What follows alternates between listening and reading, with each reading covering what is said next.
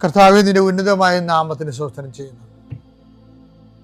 കർത്താവേ, നിന്റെ വിശുദ്ധ പൗരോഹിത്യത്തെ മഹത്വപ്പെടുത്തണമേ. കർത്താവെ, സഭയിലുള്ള സാന്നിധ്യം പ്രകടമാക്കണമേ.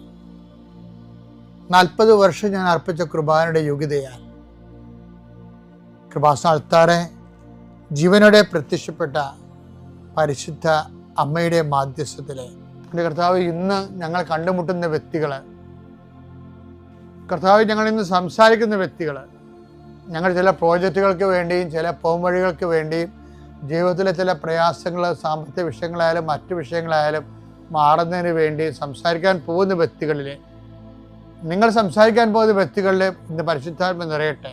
സഞ്ചാരി മാതാവ്, സമയത്തിനധികമായ പരിശുദ്ധാത്മ കൃപാസന മാതാവ് ഇന്ന് നിങ്ങളുടെ കൂടെ യാത്രയാവുകയും നിങ്ങളുടെ കൂടെ വരികയും ചെയ്യട്ടെ. നിങ്ങൾക്ക് സംസാരിച്ച് ഒതുക്കാൻ പറ്റാത്ത വിഷയങ്ങൾ, നിങ്ങൾ സംസാരിച്ചാൽ ശരിയാകത്തില്ലെന്ന് തോന്നുന്ന സ്ഥലങ്ങളിൽ കർത്താവ് തന്നെ മറുപക്ഷത്ത് നിന്നുകൊണ്ട് നിങ്ങൾക്ക് അനുകൂലമായ ഒരു സാഹചര്യം ഉണ്ടാക്കിത്തരാൻ കർത്താവിൻ്റെ നാമത്തിൽ ഞാൻ നിങ്ങളെ ആശീർവദിക്കുന്നു. പിതാപുത്രനും പരിശുദ്ധാത്മാ സുരക്ഷ നീക്കാം.